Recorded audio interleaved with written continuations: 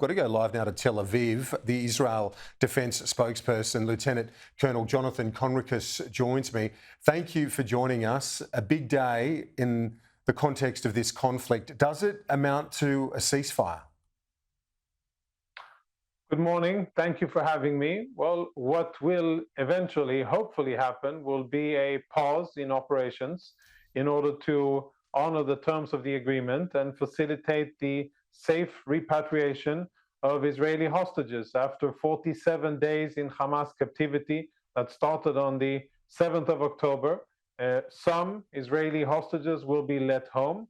And of course, once that agreement is completed and ended, we will return to what we've been doing since October the 7th, dismantling Hamas and making sure that they will never again exist nor have the ability to conduct the attacks that they did on October the 7th. So 53 hostages in the first group. Is there potential for that to increase, though? Reports out of Israel suggested that there would be a further pause if more hostages were to be released. Is that accurate?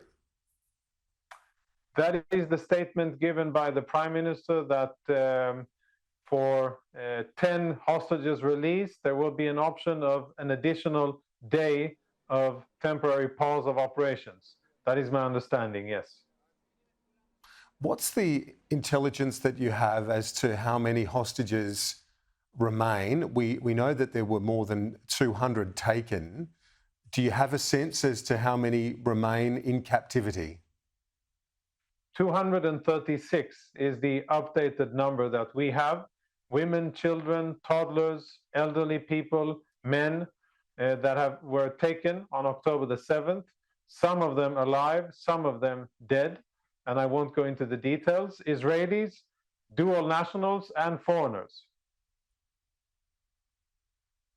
When you say some of them dead, have they been killed in recent actions? The terrorist group Hamas have made claims about the Israeli strikes.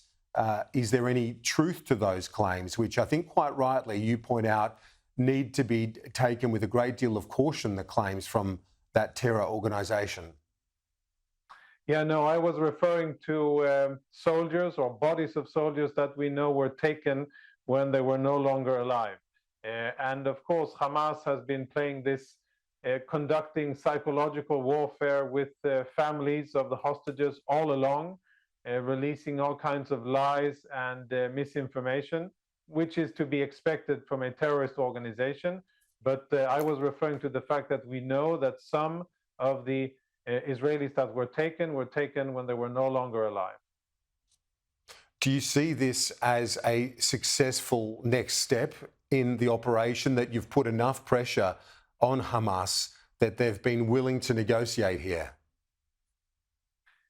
Well, Hamas has been asking and pleading for this for quite some time, and it's taken, days to hash out the details. I think it is very important. We in the IDF think that it is very important to remain on the ground and continue to apply pressure on Hamas, tactical pressure, relentless pressure on their commanders and their facilities and their personnel. And that pressure, of course, is vital for us to be able to get our people home. It also generates additional intelligence so that we can get a better situational awareness. And as I said before, once the pause is over, it will be return to fighting, and the order of the day will be to continue to dismantle Hamas.